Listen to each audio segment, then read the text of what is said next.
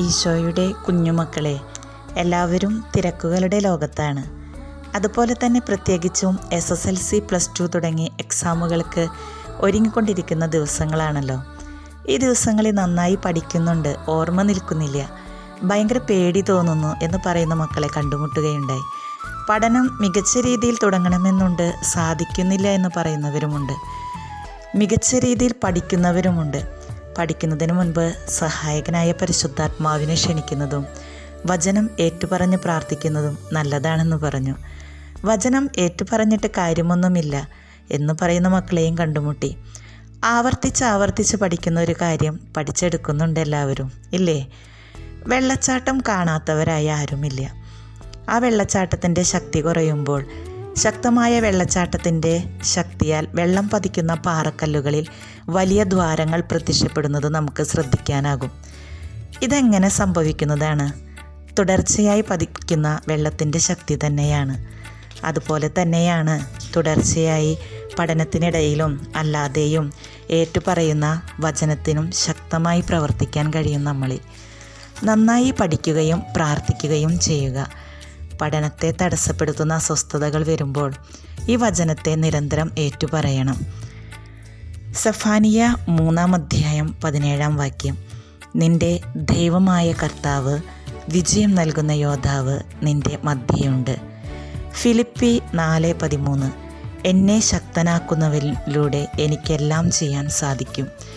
ഏശയ്യ 41:13 നിന്റെ ദൈവവും കർത്താവുമായ ഞാൻ നിന്റെ വലതുകൈ പിടിച്ചിരിക്കുന്നു. ഞാനാണ് പറയുന്നത്, ഭയപ്പെടേണ്ട, ഞാൻ നിന്നെ സഹായിക്കും. ഈശോയുടെ വാഗ്ദാനമാണ് മക്കളെ. നിങ്ങൾ ഭയപ്പെടേണ്ട, നിന്റെ വലതുകൈ ഞാൻ പിടിച്ചിരിക്കുന്നു.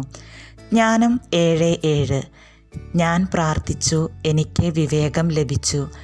ഞാൻ ദൈവത്തെ വിളിച്ചപേക്ഷിച്ചു, ജ്ഞാനചൈതന്യം എനിക്ക് ലഭിച്ചു.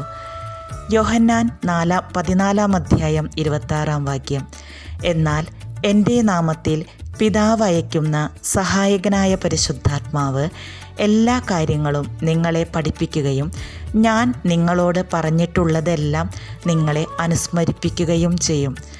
ഒരു 5 വചനമാണ് തരുന്നുള്ളൂ കേട്ടോ. അതിന് നിങ്ങളുടെ ഇടയിൽ ശക്തമായി പ്രവർത്തിക്കാൻ കഴിയും. അതുപോലെ തന്നെ വിശുദ്ധ കുർബാനയ്ക്കും നല്ലൊരു പ്രാധാന്യമുണ്ട്. അതിൽ പറയുന്ന ഓരോ കാര്യവും നമുക്ക് നടന്നു കിട്ടും. ഈശോയുടെ വാഗ്ദാനമാണ്. ഒരു കഥയായാലോ? ഒരു രാജ്യത്തെ രാജാവിനെ പക്ഷികൾ ഭയങ്കര ഇഷ്ടമാണ്. രാജാവ് യാത്ര കഴിഞ്ഞ് വരുമ്പോൾ 2 ഫാൽക്കൺ പക്ഷികളെ കൊണ്ടുവന്നു.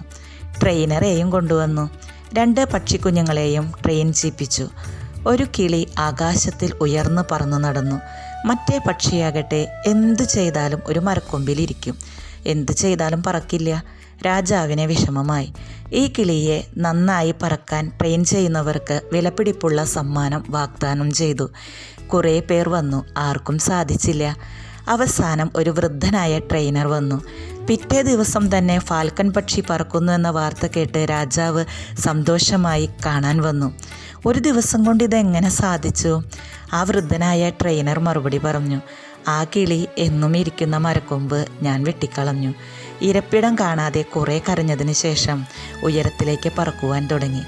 ഇതുപോലെ തന്നെയാണ് കുഞ്ഞുമക്കളെ, നിങ്ങളുടെ പഠനത്തെ തടസ്സപ്പെടുത്തുന്ന മൊബൈൽ ഫോണിൻ്റെ തെറ്റായ ഉപയോഗമോ ഗെയിമോ അലസതയോ മടുപ്പോ എന്താണെങ്കിൽ ആ ഒരു കൊമ്പ് വെട്ടിമാറ്റുകയും ഓരോരുത്തരിലും ദൈവം തന്ന കഴിവുകൾ പരമാവധി പ്രയോജനപ്പെടുത്തുകയും നല്ലൊരു കുമ്പസാരം നടത്തി വിശുദ്ധിയിലായിരുന്നു കൊണ്ട് പ്രാർത്ഥിക്കുകയും വചനത്തിൻ്റെ ശക്തിയോടുകൂടി മുന്നേറുവാനും മികച്ച വിജയം കരസ്ഥമാക്കാനും എൻ്റെ ഓരോ കുഞ്ഞുമക്കൾക്കും സാധിക്കട്ടെ.